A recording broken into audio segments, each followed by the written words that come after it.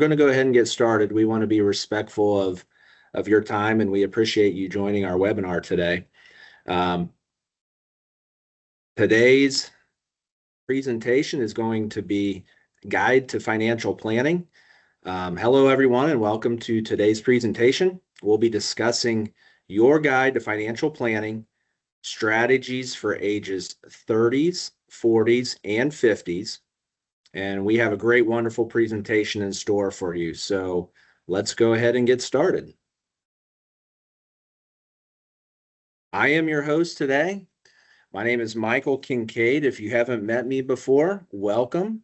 I've been with OneAZ for approximately almost just short of 5 years now. I primarily work out of the downtown Phoenix and the East Valley of Phoenix, including Gilbert, Queen Creek, and Tempe offices, and make sure that you know that we do have advisors both in the North Territories and down in the South Territories of Tucson. So I will be your presenter today, and I look forward to our discussion.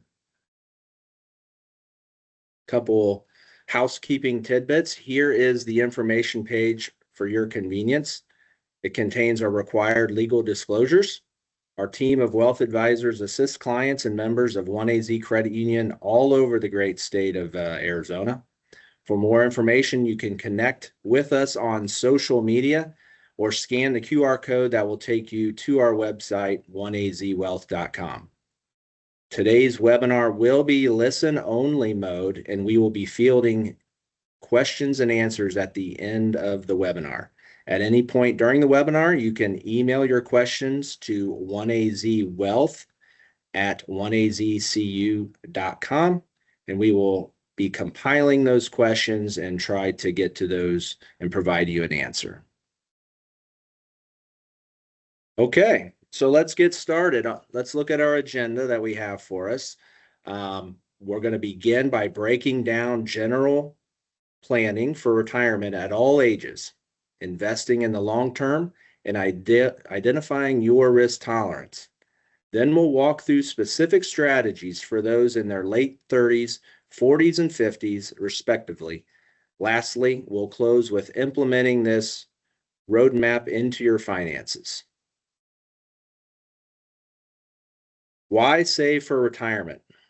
Below are some bullet points on why we need to save for retirement. Starting off with longer lifespans. People are living longer with medical advancements and improved pharmaceuticals, which means people are enjoying healthier and more active lifestyles. So the actual cost of retirement increases as we live longer. And then as we live longer, we see rising costs with our healthcare. So see how that works? Living longer is good, but cost more. Finally, the future of Social Security solvency remains in the news, and talks of extending retirement age qualifications exist. It's like a political football. This requires everyone to look at their retirement income streams and how to supplement it with personal savings. I would like to share regarding Social Security, we recommend everyone to set up an account on ssa.gov. There you will find your Social Security estimates. Your retirement planning must take these facts into consideration. You're timelining your retirement. Sadly, most do not properly prepare for retirement. So let's highlight some key steps. First, you need to consider when you're thinking about retiring. Start with age planning. Are you looking at 60, 62, 65, or even later? When do you want to retire? Second is estimating your annual retirement income need. Experts indicate you will need 60 to 80% of your final working year's salary each year during retirement. A benchmark for savings towards that goal is saving 10% or more of your income during your working years. Third, investing for retirement should be one of your top financial priorities, even though you may be 30 years or more from retiring. You will also need to estimate how much you'll need in retirement savings. According to the Employee Benefits Research Institute, those who take the time to establish a goal are also likely to have more set aside for retirement. Fourth, outpacing inflation is important when setting this goal, since over time, the purchasing power of your assets may be eroded. We're going to look at a later slide regarding inflation here in the not too distant future. Finally, a savings tip. An easy way to increase your annual savings rate is to divert a portion of your annual pay raises into retirement savings. That's called paying yourself first. If you're going to receive a raise, you might as well look at increasing your contribution to your retirement plan. Okay, this is a benchmark. This is a guide. As a helpful savings benchmark for everyone on our webinar today, this is an analysis that was conducted by Fidelity. It estimates what someone's retirement accounts should total at the different life ages as they grow closer to retirement. So the question we all need to ask ourselves is, how do we measure up with the current savings that we have put away at our different ages? Okay, this slide gets a little detailed, but stick with me. I think there's some great information here. Here is the call to action. We need to plan ourselves for a successful retirement. So what options are available to help us accumulate money for retirement? If your employer has a retirement savings plan like a 401k, that can be a tool to help you pursue your goal. With a traditional pre-tax 401k plan, the money you contribute is deducted from your pay before income taxes are taken. So you save on taxes today. It will then grow tax deferred, and then when you take retirement distributions, they will become taxable income. A real plus of some retirement savings plans is the employer may match on part or all contributions that you make to the plan. If the plan has a matching formula, it's like getting bonus money on top of your salary. Think free money. Some plans offer Roth 401k type plans. Those are plans that qualified contributions are after tax and the retirement distributions are tax-free. I know that was a lot. On the other half of the slide, you'll see that we mention a second retirement option, which includes IRAs or individual retirement accounts. There are two types. There are traditional and Roth IRAs. The traditional IRA grows tax deferred, while the Roth IRA grows tax-free. Some of the questions that we received already is trying to understand the difference between the traditional IRA and the Roth IRA. And the big way for you to keep in mind is one grows tax deferred, the traditional IRA, and then one grows tax-free, which is the Roth IRA. Okay, take note of the contribution maximums on these slides. They have changed slightly from years past. So as an example, if you look at the 401k contribution limits, the standard limit is $23,500. However, there are catch-up contributions depending on your age. So if you look at that, at age 50, you can contribute an additional $7,500, but at age 60 to 63, you actually can save $11,250. So that is a difference that we've seen in 2025 than years past. And then also with the IRAs, you can see the contribution max is $7,000 per year with an additional $1,000 catch up for ages 50 and older. To summarize, to create a retirement plan that is appropriate for you and your goals, consult with a wealth advisor. They will help you ensure that you're considering all the options that are available to help you plan for your dream. That was a heavy slide. Okay, now that we've kind of done some planning, we've looked at pinpointing an age, we've looked at some different tools to help save for retirement. Now we want to discuss choosing our investment mix. There are three basic asset classes: stocks, bonds, and money market instruments. Each class has a different risk return option, and most retirement plans utilize mutual funds to help with diversification and choices. Asset allocation is the process of diversifying your money in different asset classes to help you pursue returns while managing risk. In other words, don't put all your eggs in one basket. Okay, the power of patience. Probability of stocks outperforming treasury bills. Recently, equity market volatility has increased due to heightened uncertainty around fiscal, monetary, and trade policy. During such periods, investors often become risk adverse and are tempted to make short-term asset allocation decisions. However, we believe individuals may be better served by taking the long view during times of market volatility and practicing patience with their investments.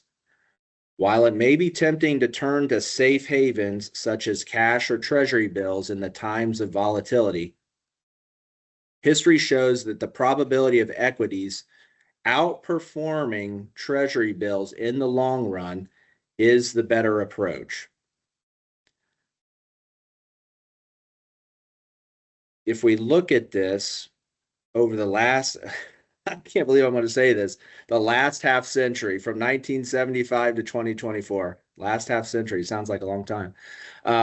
You can see that over that time period, over a 20-year time period, equities have outperformed treasury bills 100% of the time. That's amazing. It's all about time in the market, not timing the market. We believe it's very beneficial adopting a long-term view when looking at investments, and we encourage investors to ride out the volatility of the equity market. While market drawdowns can be difficult to endure, our work supports the adage, it's time in the market, not timing the market. In addition, when there is volatility in the market, as we are contributing into our 401ks on a systematic basis, that allows us to also buy on those lower dips. So that's also a positive. Okay, assessing your risk tolerance. How do you choose which option is appropriate for you? You begin by understanding your personal tolerance for investment risk and how it can work in conjunction with your time horizon. The illustration here shows a spectrum of solutions from low risk to high risk and everything in between. Your tolerance for risk is determined by your investment time frame and your personal feelings about risk.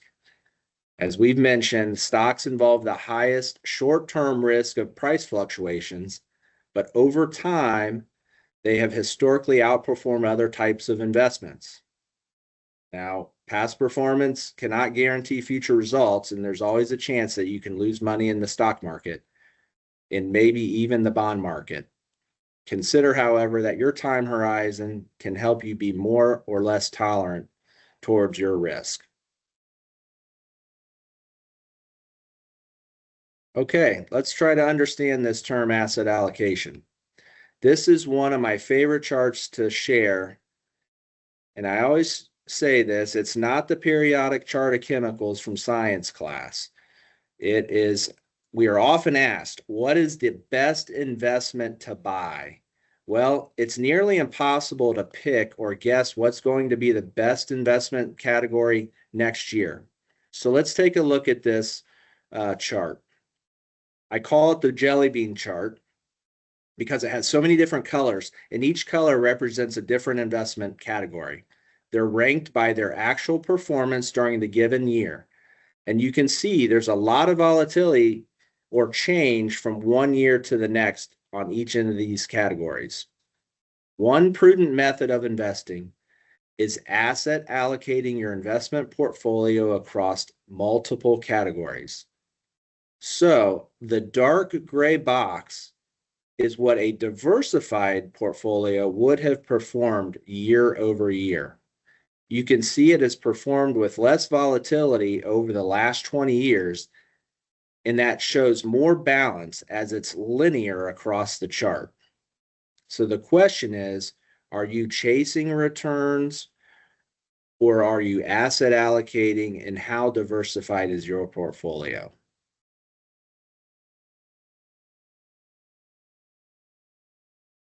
Here we go.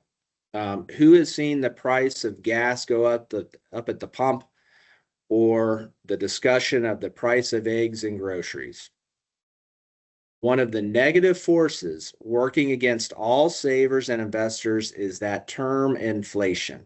Simply stated, inflation is the increased cost of goods and services.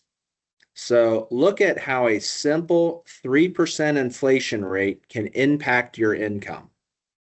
Starting at $1,000 a month on the left-hand side, it can erode to almost $500 a month in just 20 years.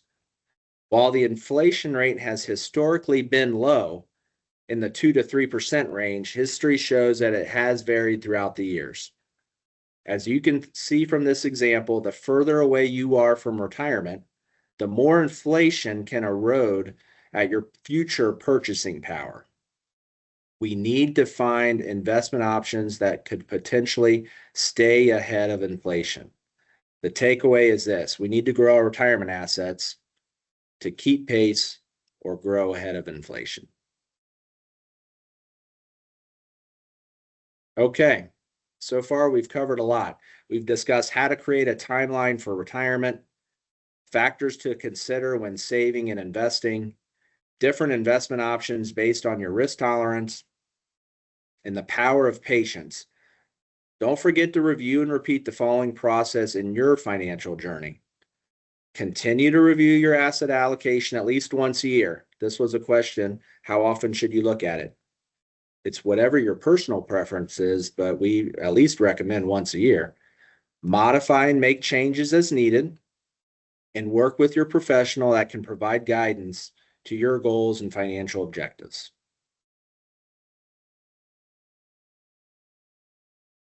Okay, so let's dive into some specifics for 30 and 40-year-olds.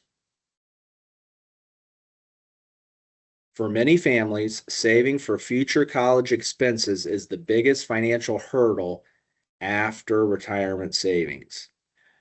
When we discuss the historical average of inflation being 2 to 3%, college expenses actually is higher, closer to 4 to 6%.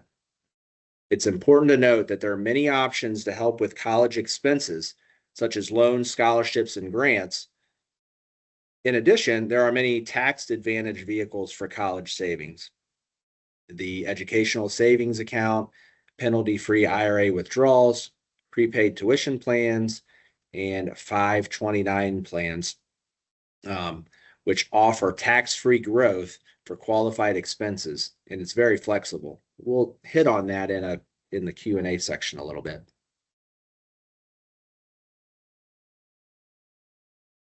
Let's move on to some protection strategies. A question to consider: how will your family cope financially if you unexpectedly become disabled or pass away? That question is very daunting. So what we look at is the need for life or disability income insurance. Most employers have some coverage options available to their employees. However, it's always a good idea to have coverage outside of the employer too. Jobs change, life changes. When you own a policy that's outside of your employer, that's yours to own and control. Whereas if you only take advantage, and you should take advantage of the employer benefits, but those can be changed at any time. There are also many plans available. So we just, in terms of life insurance, whether that's whole life or term. So we recommend that you have a meeting with your financial advisor and they can discuss the pros and cons of each and what works best for your situation. Do you need an estate plan? An estate plan may include strategies for selecting beneficiaries, the creation of trust, plans for charitable giving, and your will. Here are some basic documents for you to consider: power of attorney, healthcare power of attorney, will, and a trust. These are basic planning documents that everyone should start working towards getting into their estate plan importance.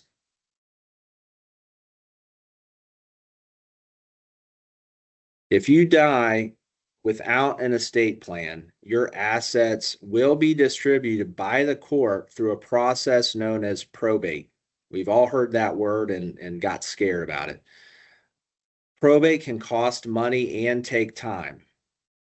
An individual may leave specific items such as jewelry, heirlooms, furniture, and be certain that they will pass to the proper persons. Without a will, written or oral instructions may not be followed. What does it mean to name a guardian in your will? When parents die, leaving minor children, each child's share of the estate must be held in guardianship account until he or she attains the age of 18 or 21 in some cases, at which time the entire remaining share is distributed outright. Trust provisions can place in the will to defer those distributions until more of a mature age for the minor.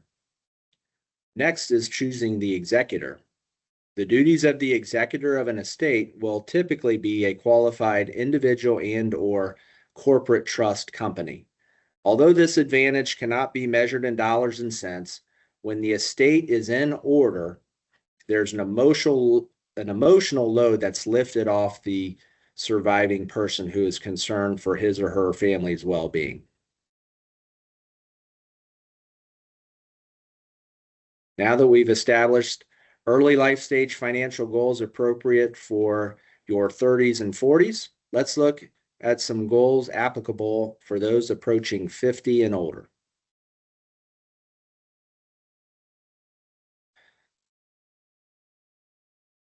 Okay, during the seventh inning stretch in baseball, the game is coming to an end. Usually by then, you will have a good idea who may win the game by looking at the scoreboard.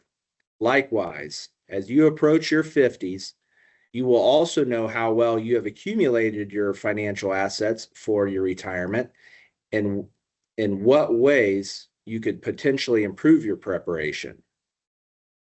Leaving your job and pursuing retirement is an exciting time, and you need to begin educating yourself on retirement income strategies so that you can maximize income streams to meet your retirement goals. When you change jobs or retire, you'll need to decide what to do with your retirement savings. You have many options to do this, including keep your savings in your former employer's plan, transfer the balance to your new employer's plan if that's the situation, roll over your savings to your personal IRA, or take a lump sum distribution. If you choose to transfer your assets to an IRA, you pay no taxes on the distribution. In the direct rollover option, the funds are transferred directly from your plan to your new IRA. Now, if you choose to roll your assets into a Roth IRA, you will pay taxes on the amount converted to the Roth, but subsequent withdrawals from the Roth IRA will be tax-free if you're over 59 and a half and have held the account for 5 years. The last point I want to make on this slide that is worth considering is how to best manage your deaccumulation stage of retirement monies. Many find value and comfort in creating their own personal pension income solution strategy, but carefully consider which of these options is the best for you. It is a very real and scary time when you're considering retirement, where you've accumulated your money over many, many years, and now you're dependent upon those assets distributing income for you. So you really want to take your time and understand your options. A retirement action plan. What is your plan? Your savings goals are still important, so take advantage of opportunities to contribute to your tax-deferred retirement accounts. Try to contribute the maximum if possible, and make sure that if you're over 50, plan to make those catch-up contributions that are available to you. Also, with investing over the age of 50, choose a mix of investments to help pursue growth while potentially reducing risk. Including stocks in your asset allocation may help you stay ahead of inflation, like we discussed. Make sure to review your asset allocation regularly, perhaps annually, to make sure that you're still on track with your goals.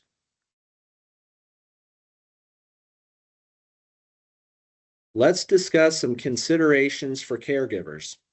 If you potentially need to provide care for a family member, it's important to weigh all your options. Make sure to investigate local community resources, as well as state and national associations that may be able to assist you. Sometimes being a caregiver can take a substantial toll financially, physically, and emotionally. And individuals will provide unpaid care to their loved ones without knowing the financial effects. With this, it's important to consider the long-term economic effects of reduced wages due to lost job opportunities, lost retirement benefits from Social Security and pensions, and out-of-pocket expenses can take a significant toll over a caregiver's lifetime, not including the opportunity cost of having less money to save and invest. If you choose to provide care as a caregiver, make sure you are aware of all the factors that can affect quality of life and finances. These are just a few things to consider when making a decision that best supports yourself and your loved ones. So be proactive and investigate options while you're healthy and strong. I know a lot of our families have stories about this, so we want to be ahead of it versus reactive to it.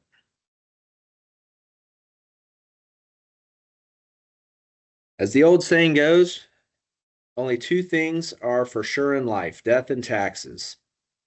Sure, we've heard that before. Now, while that may be true, we can be more proactive and prepared in our tax planning. First off, do you know the difference between tax avoidance and tax evasion? Tax avoidance is legal and tax evasion gets you in jail. That's not good. So let's make the distinction outright and say that it's absolutely okay to proactively plan for your taxes. You can use viable strategies to do this, having investments that are tax-free, both on the taxable federal and state side, tax deferred and tax advantaged. A number of new tax laws continue to be changed in recent years, so it's important to consult with your CPA and financial advisor on current distribution rules and tax ramifications that may affect you.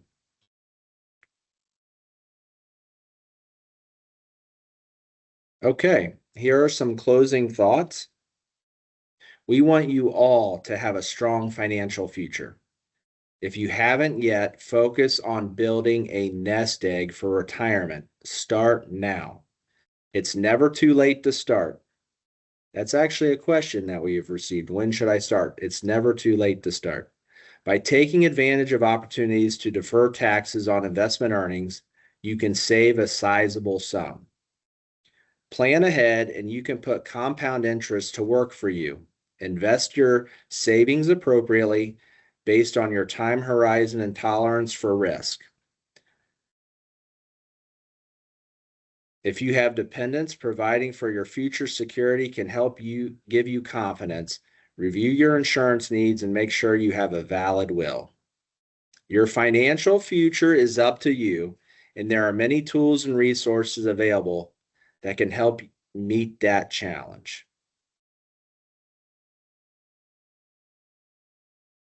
Okay, that concludes the information portion of our presentation. I was trying to keep that at a half an hour to be respectful of everyone's time. A lot of folks use this time as a lunch break to jump on here. So we do have a number of questions coming in now that I'll answer. Continue to feel free to send any questions to OneAZ Wealth at oneazcu.com, and we'll be sure to address those.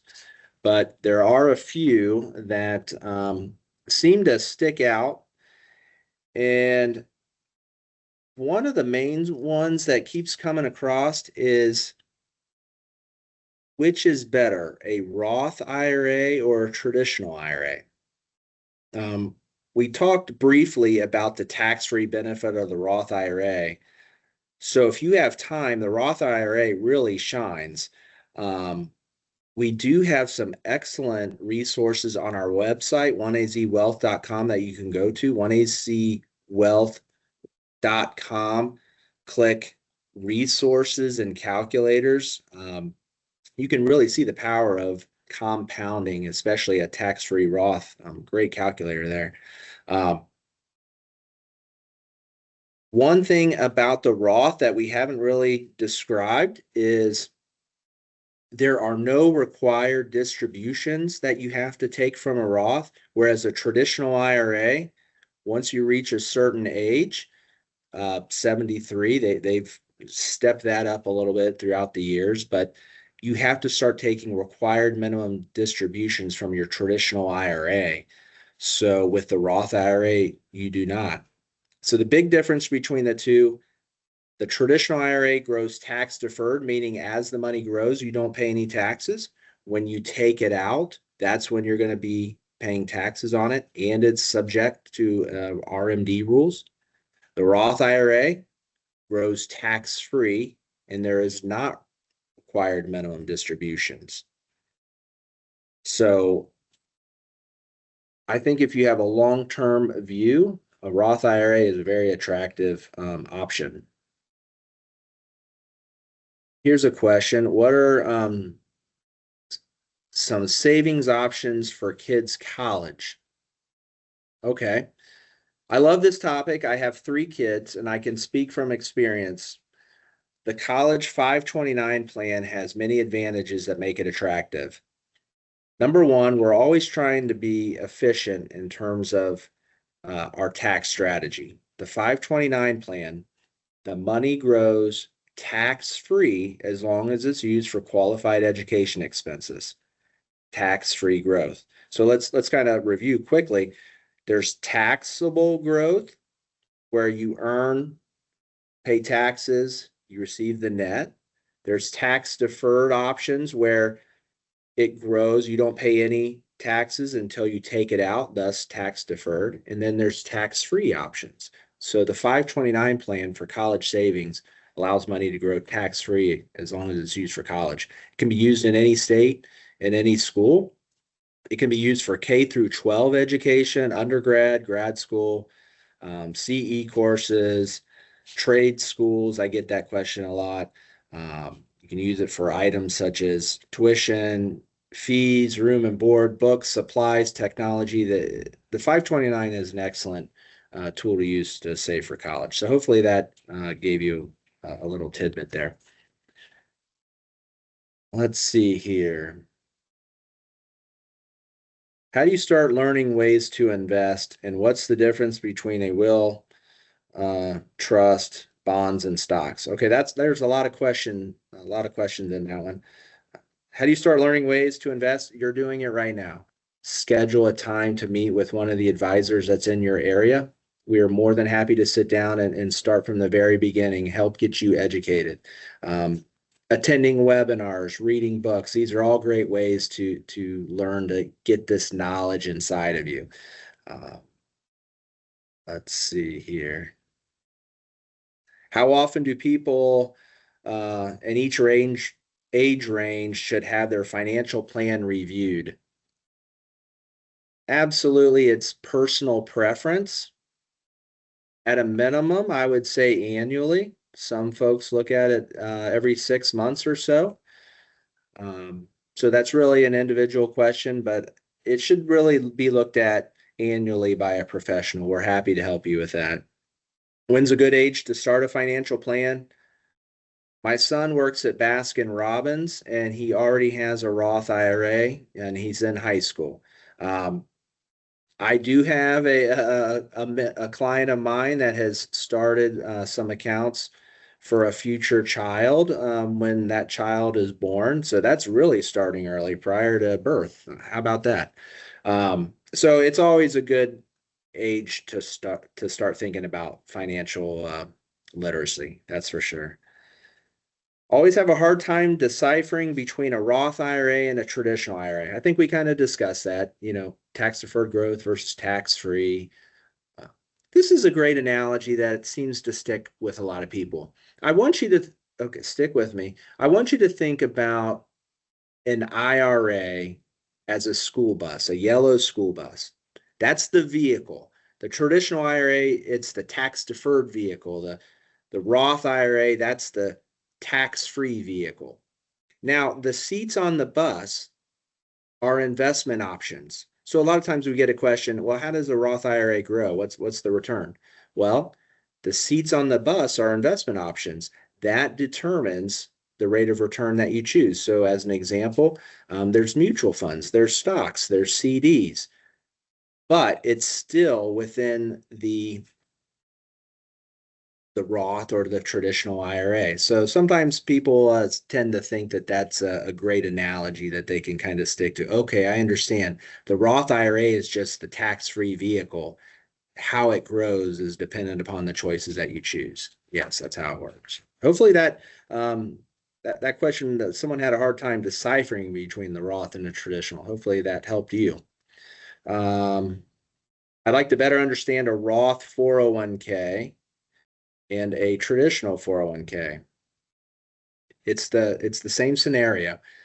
Now, a lot of plans have been updated to include a pre-tax contribution to the 401k and a Roth after-tax contribution. Now, it is noted that when I talk about a Roth 401k, that is totally separate than a Roth IRA. Sometimes people get that confused also. So the Roth 401k allows you to contribute money after tax, but then that money inside of the Roth 401k grows tax free. You can actually decide your percentage. So as an example, let's say you decided on, I'm going to save 10% of my salary into a 401k. You can direct 5% to go to the pre-tax to save on taxes now. You could direct the other 5% to go into the Roth 401k, for example. So then you'd actually have two buckets, one growing tax deferred and one growing tax free. So that's a great question. And so we appreciate that.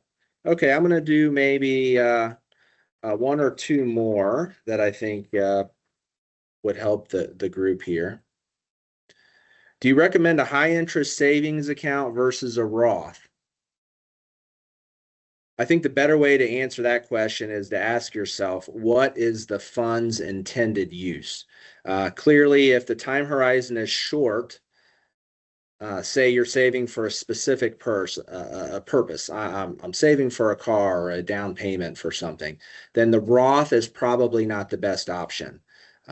If you can definitely say and identify the purpose is for retirement, then I would say definitely consider, the long-term tax-free compounding benefits of the Roth IRA. Hopefully that answered your question too. Well, I think that's going to wrap it up for our Q&A for our noon o'clock time. We want to thank you for joining today, and we hope our presentation provided some helpful information and guidance. We at OneAZ Wealth Management welcome your feedback and comments, so please email us any suggestions you have for any future webinar topics. The OneAZ Wealth team of advisors stand ready to assist you in reviewing your current financial plan and portfolio in light of today's economy. There's no better time than the present for a second opinion on your current plan. We welcome your call. Once again, thanks for attending our webinar today, and have a great afternoon.